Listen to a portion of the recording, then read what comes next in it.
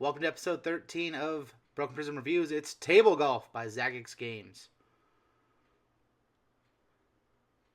So here's the box. Of course, it's a pack of cards.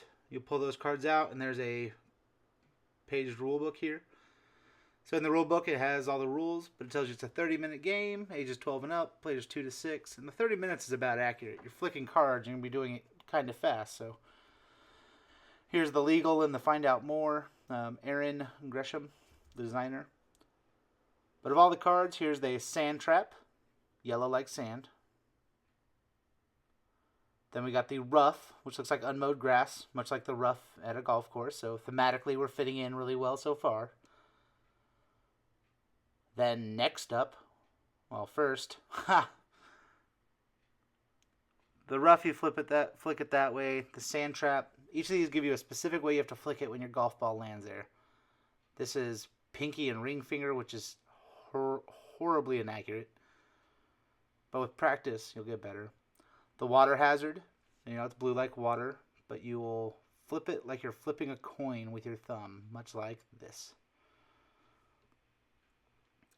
So the weather cards, they have specific ways you have to play the entire round. So one may say you have to do it from a foot above the table or whatever, then slice it vertically. Then you have the golf ball colors, one for each player. Then the scorecard. So if you read the rules, it'll tell you how to, as you take shots, rotate that around and it affects your score. I personally don't like this, but I also personally don't like golf. So I use the easy score method, which is where if you make your ball in the hole, you get to keep the weather card and score that as a point. Here's the starting location. You'll set that somewhere. And the hole, and you'll set that elsewhere. And you'll flick from the starting location towards the hole, much like golf. Thematically, really well done. So once you have all the cards, you shuffle these and deal them out to each player. That's how whoever has the hole will set up everything else. But players will take turns flicking cards from their hands face up and onto the table. Once you flick out two of the same kind of hazard, you're supposed to stop using that kind and just lay them around it. But I got it carried away. But that's how that looks. So again, once you have two waters or two grass or two sands, you stop and put the waters and grass and sands out around the one, building an area.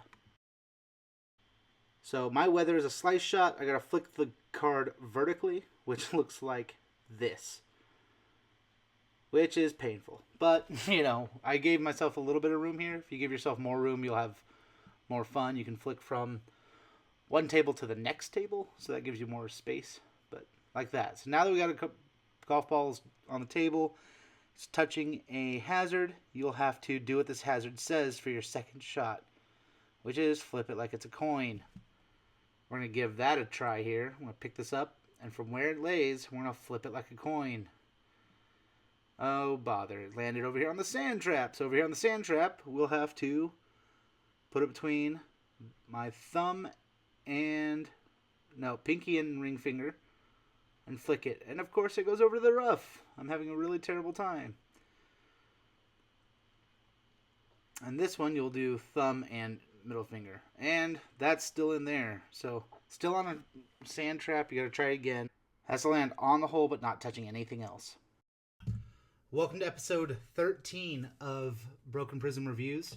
Today I've got Table Golf by Zagix Games.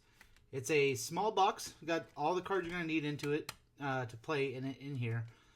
And just to stop beating around the bush, I loved it. This game was fantastic. 30 minutes, 2 to 6 players. There's nothing more fun than just taking a card and chucking it. Like that as a mechanic is brilliant to me. So I've really enjoyed my getting to play this with my friends. We got past Cards Against Humanity, and we'd been drinking a little, and I set it up for them so they could kind of see how it went, and then we went with the easier scoring method, which you'll see in the rule book. But with the easier scoring method, you just get these weather cards. So when you play the round, whoever gets the hole just takes the weather card, and that's how you score. There's the more complicated scoring method if you want to play like traditional golf and you keep track of this and rotate it. That's cool. But I really like the easy score method. I was able to set it up for everybody, and then we just flicked like mad. But setup's also not hard. So again, you're just setting up every player, however many players you have, divide the cards out amongst them as it shows you in the rule book, and then you flick at the table. So first person flicks the hole out there and sets the starting location, and I mean that puts you right into the theme. So thematically, if you're having to flick from wherever this T is, you set that here on the edge, and you flip from here. Or if you set it over there, you got to flick from there to start. Thematically, really great, and just the clever ways the weather affects you, whether you got to flick the card vertically, or you have to flick with these fingers, or you have to flick with these fingers, or you have to do one of these maneuvers right here. Great stuff. And I talked to Tom Roll. That's Aaron Gresham of Zagix Games. The art is a little like bare, so I mean that's my only big complaint with the game, but I will play it anytime. This is a great game if people are coming over, you want to get started, or you've been drinking and you want to throw some stuff around. That's pretty great. There's something about having this game, having it out, holding these cards. Their primary purpose is to throw them. So it's not a game you're going to want to like sleeve, because if you sleeve it, that's going to throw everything off. It's a low-cost game over at the Game Crafter. It's lots of fun. You don't even have to really be into golf. You don't have to be like wearing a hat and bring a caddy with a big golf bag, drinking Arnold Palmers. None of that madness. I mean, you can, if that's your thing. I don't want to decry an audience there. But it's just fun and entertaining. And if only one person came over because everyone else is running late, you can whip it out, play it really fast. 6 or 7 people are there. You can play and take turns. It's really entertaining to flick a card and have it just slice at the end, land on the sand trap, and you're like, damn it. Now I've got to flick the ball using only my pinky and ring finger, which is, of course, these two.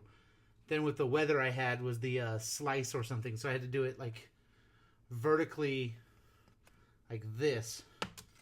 You're going to want a big enough area or set the starting location. There's nothing in the rule book that necessarily says it has to be on the table that the hole is on. And it may even be more fun, and it was more fun for us, to, like if you see my bar back there, set the starting location on the bar and then set the hole over here on my desk and flick it all the way across the room.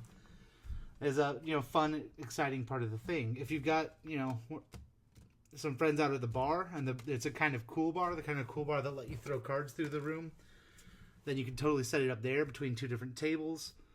There's a lot to it, and there's 6 players, but there's multiple kinds of roughs, so you can even make it more difficult by setting out more traps because you have the extra cards around. But it's cleverly designed, lots of fun to play. I just hope he goes back and does something more with the player art. It serves its purpose. I don't want to beat him up over it, but it'd be maybe a golf ball stuck in the water, or a golf ball in the rough or something. I don't know. I mean, it's whenever I go out and play golf, and I've played golf before, my balls aren't the only one on the field, so it would make sense to have maybe a couple, so you'd have 2 different kinds of art between the 2 cards that have a ball dug in, or I don't know, maybe have a small cart, like someone's there and you're trying to play through. There's some ideas to give it a more thematic, fun feel, but I mean, you're chucking these cards, and that's the best part. So had a genuine lots of fun with this game, Zagix Games. Then, out of coincidence, I had got this game off the Game Crafter, but another reviewer had sent me another copy to review, so I'm going to use this as a giveaway. So I haven't figured out what the contest is yet for it, but look for it in the notes on my blog. In the notes on my blog, I'll put the details of, I'm going to give this away due to some small contest of some sort over at brokenprismgames.com. So look for the posting of this episode, because it'll be in the notes of this episode on my blog. Thank you very much for checking out Broken Prism Reviews. If you like my Loot Crate Skull Kitten shirt, check out Loot Crate. I recommend it. I'll also post my link so you can get a discount by using my link for Loot Crate, my share link. What's the other thing? Oh, Geekcast Network. So as you know, I've been talking about these last couple episodes. I'm going to talk about it forever and more. Geekcastnetwork.com. It's a place to go see podcasts, reviews, blogs about geek and nerd related stuff. We got two bald geeks talk about horror movies and the ins and outs of them and the cheesy graphics. Great. Game Huntress does some blogs on various video game news and her experiences playing games. Being a wife gamer is pretty awesome. And there's more. So just go to geekcastnetwork.com. Thank you again for your time.